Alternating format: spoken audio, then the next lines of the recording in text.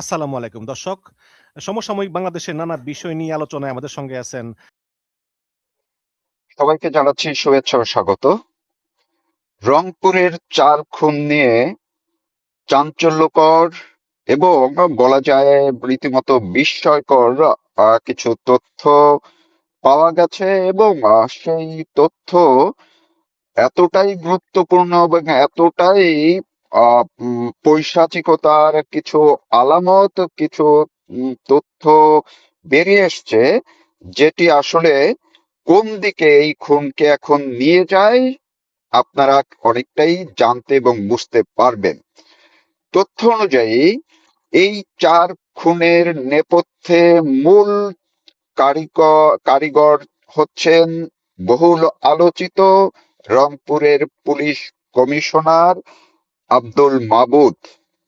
খুবই পবিত্র একটি নাম, কিন্তু এই আব্দুল মাবুদের কারণেই মূলত এই ৪ খুন ঘটেছে কিনা সেটি এখন একেবারে বড় প্রশ্ন হয়ে উঠেছে।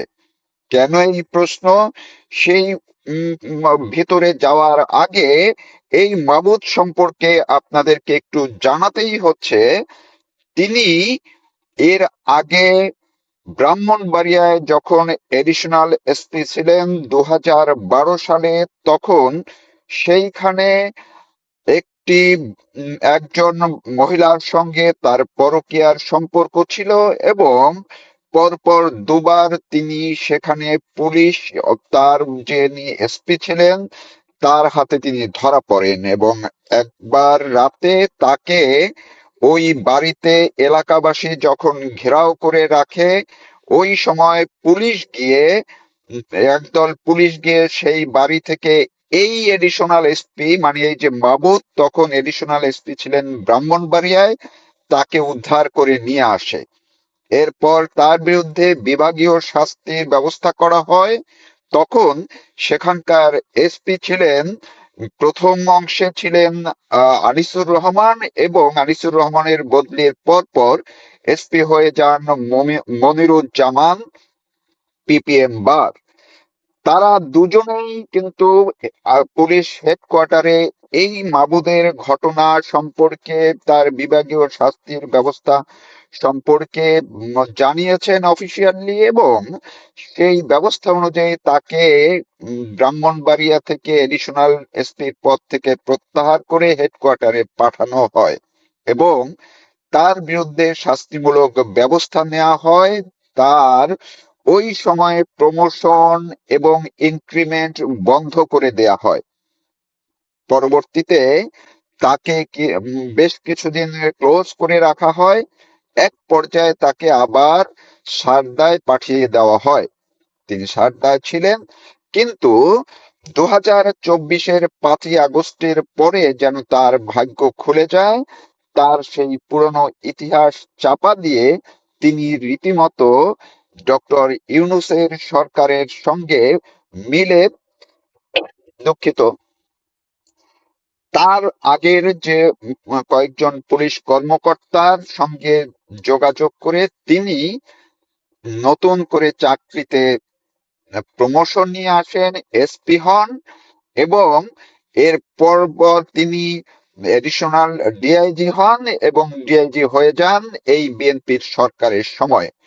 তথ্য পত্র পত্রিকা গণমাধ্যমে আপনারা যারা দেখছেন, অনেকটাই বিভ্রান্তি আছে যে তাকে মাত্র একদিন আগে তাকে এই পুলিশ কমিশনারের পদ থেকে তাকে বদলি করা হয়েছে রংপুরের ডিআইজি, কিন্তু না, এই তথ্যটি সঠিক নয়। তিনি এই বছরের ১২ এপ্রিল মাসে তিনি আহ, এই কমিশনার হিসেবে রংপুরে জয়েন করেন এবং এতদিন সেখানে এই কমিশনার পদে কাজ করেন। কিন্তু এই মাসের, মানে ১২ই আগস্ট, এই হত্যাকাণ্ডের আগের কথা বলছি, ১২ই আগস্ট তাকে বদলি করা হয় ডিআইজি রংপুর রেঞ্জের। এই যে ১২ থেকে এখন পর্যন্ত কেন তিনি তাকে বদলি করার পরেও তিনি যাননি, এই জায়গায় আমি এখন আসছি যে এই 4 খুনে হত্যাকাণ্ডের সঙ্গে তার এই 12 তারিখ ওই পদ থেকে, কমিশনারের পদ থেকে ডিআইজি অফিসে কেন যাননি, রহস্য এই ভিতরেই আপনারা পেয়ে যাবেন। আরেকটু বলে নিচ্ছি, তিনি দাবি করেছেন এর মধ্যে আজকে বা কালকে কোথাও যে তার বিরুদ্ধে যে অপপ্রচার করা হচ্ছে এটি ঠিক নয়। তিনি দীর্ঘ অনেকগুলো বছর, 17-18 বছর তিনি সাফার করেছেন, তাকে পদোন্নতি দেওয়া হয় নাই, তিনি বঞ্চিত হয়েছেন। তিনি 20 ব্যাচের, মানে বিসিএস 20 ব্যাচের তিনি ক্যাডার পুলিশ কর্মকর্তা হিসেবে 2001 সালে চাকরিতে ঢোকেন। তখন বিএনপি জামাত ক্ষমতায় সবেমাত্র আসছে। এর আগে তিনি ঢাকা বিশ্ববিদ্যালয়ের সূর্য সেন হলে ছাত্ররা দলের সঙ্গে যুক্ত ছিলেন, কিন্তু বলা হয় ছাত্র দলের সঙ্গে যুক্ত থাকলেও যখন চাকরিতে ঢোকার পরে বাংলা ভাই ইস্যুটি, জেএমবি ইস্যুটি তৈরি হয়, তার সঙ্গে ওই সময় পুলিশ বিভাগের ভিতরে তখন কিন্তু বিএনপি ক্ষমতায়, অভিযোগ ছিল তিনি জেএমবির সাথে তার সম্পৃক্ততা ছিল। তার বাড়ি নোয়াখালীর সেনবাগে। তিনি জেএমবির পক্ষে কাজ করেছেন বলে ওই সময় ডিপার্টমেন্টাল তার কিছু অভিযোগ ছিল। এই যে তিনি এখন দাবি করছেন, এবং তার ফেসবুক আছে, আপনারা যে কেউ দেখতে পারেন, মোহাম্মদ আব্দুল মাবুদ নামে তার ফেসবুক আছে। ফেসবুকে তিনি প্রতিদিন অ্যাক্টিভ, প্রতিদিন তিনি পলিটিক্যালি শো করেন, বিভিন্ন ভাবে স্ট্যাটাস দেন, এবং সেইখানে তিনি ভিডিও আপলোড করেছেন। গত এই বছরের 5ই আগস্ট যে রংপুরে যে একটি প্রোগ্রাম হয়েছিল জুলাই আন্দোলন উপলক্ষে, সেই প্রোগ্রামে তিনি তোপের মুখে পড়েছিলেন, এবং তারপরে তিনি দাবি করতে থাকেন যে তিনি জুলাই আন্দোলনে অনেক অবদান আছে।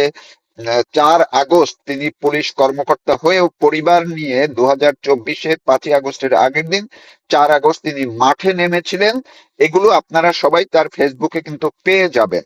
ফলে তার যে চারিত্রিক যে গুণাবলীগুলো কি, তার রাজনৈতিক কিংবা নিজেকে যে কিভাবে তিনি আজকের জায়গায় নিয়ে এসছেন, এবং তার আসলে ব্যক্তিগত চারিত্রিক জায়গাটির একেবারেই শেষ পর্যায়ে এখন যেই জায়গাটিতে আছে সেইটি আমি বলছি।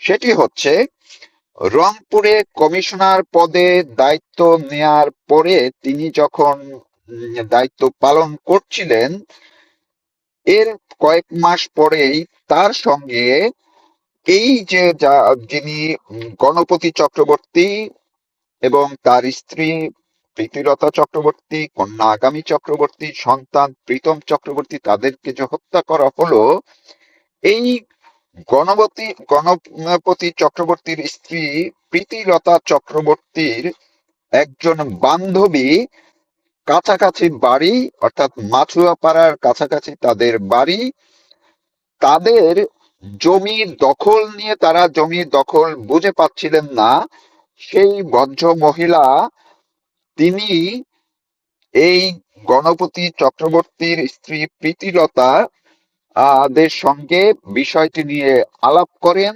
তারা পারস্পরিক যাওয়া আসা যোগাযোগ এটি ছিল।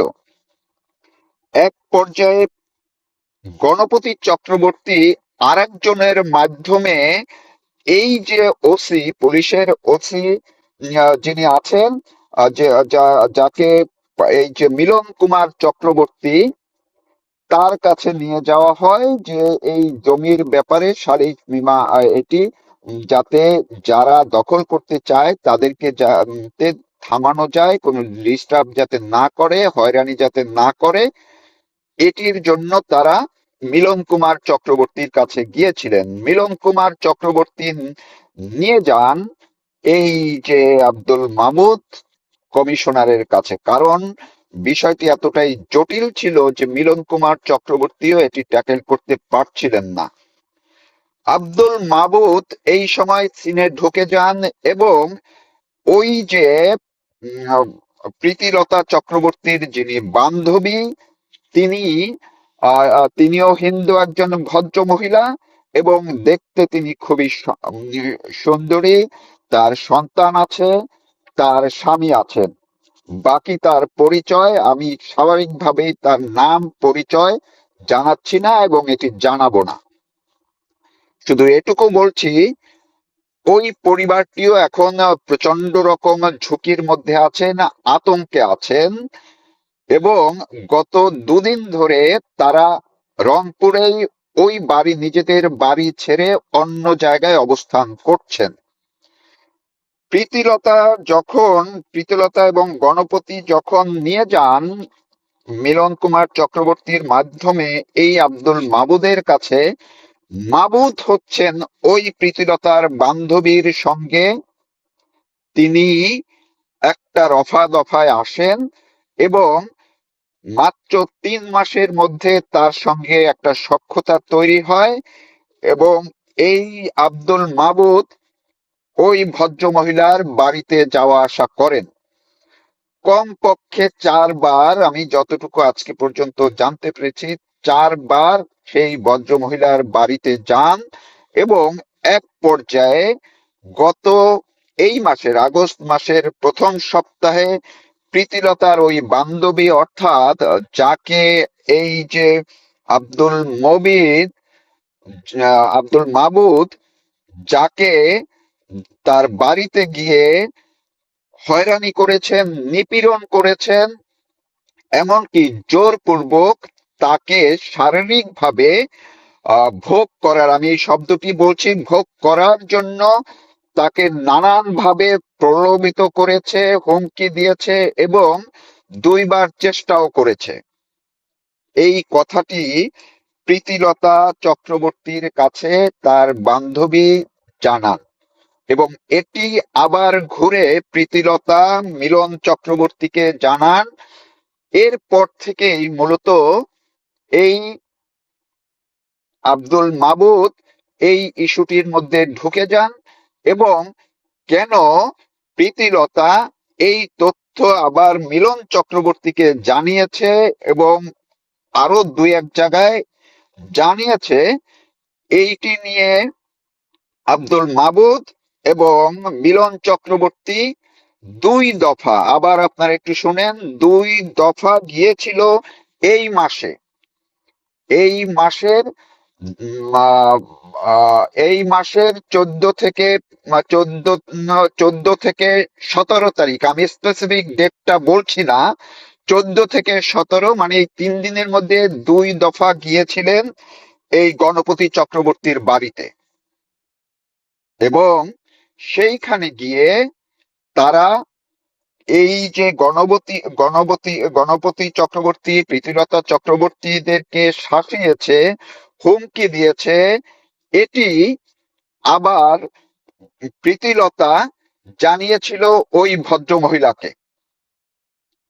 এই পরিস্থিতি নিয়ে জটিল যে একটি ত্রিমুখী জটিল পরিস্থিতি তৈরি হয়েছে। এখন এই ঘটনাটির সঙ্গে এই যে আব্দুল মাবুদ যে প্রীতিলতার বান্ধবীর সঙ্গে যে শারীরিক সম্পর্ক করার যে চেষ্টা, সেটি কতটা জড়িত আছে কি না, এই ইস্যুটি ইতিমধ্যেই পুলিশ হেডকোয়ার্টারেও চলে গেছে।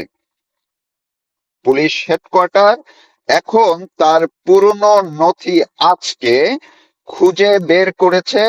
ওই যে 2012 সালে ব্রাহ্মণবাড়িয়ায় তিনি যে ঘটনা ঘটিয়েছেন সেটি, এবং এই ঘটনাটি ধরে তারা নতুন করে রংপুরের খুনের বিষয়টিকে কিভাবে নিবে সেই দিকে তারা যাচ্ছে। আপাতত এই পর্যন্তই আমি জানতে পেরেছি। স্বাভাবিকভাবেই যেই সূত্র, পুলিশ হেডকোয়ার্টার এবং রংপুরের যেই সূত্র থেকে আমি এইটুকু জানতে পেরেছি, পাশাপাশি ব্রাহ্মণবাড়িয়ায় আমি খোঁজ নিয়ে তার সেই ঘটনার বিষয়ে নিশ্চিত হতে পেরেছি। পরবর্তীতে আবার যখন আপডেট যতটুকুই পাবো আমি জানানোর চেষ্টা করব। আপনারা চোখ কান খোলা রাখুন এবং দেখতে থাকুন যে রংপুরের ঘটনাটি আসলে কোন দিক থেকে কোন দিকে গড়ায় এবং এই যে পুলিশ কর্মকর্তা, মানে এখন যিনি রংপুরের ডিআইজি পদে আছেন, তিনি কিভাবে এবার নিজেকে পার করে নিতে পারেন কিনা, এই সরকার, যেই সরকারের কথা বলে, বিএনপি সরকারের কথা বলে এই আব্দুল মাবুদ নতুন করে চাকরি নিয়েছেন, চাকরি পেয়েছেন, পদায়ন পেয়েছেন, এখন এমন একজন ব্যক্তিকে পুলিশ, এই বিএনপি সরকার পার করে দেয় কিনা সেটি দেখার ব্যাপার। লম্বা হয়ে যাচ্ছে, ফলে আব্দুল মাবুদের দুর্নীতির বিষয়েও আরো অনেক কিছু তথ্য আসা শুরু করেছে, সেই অংশটা এখন আর বলছি না। আশা করি আজকে রাতে, আগামীকালকে আবার বেশ কিছু আপডেট দিতে পারবো। ধন্যবাদ সবাইকে।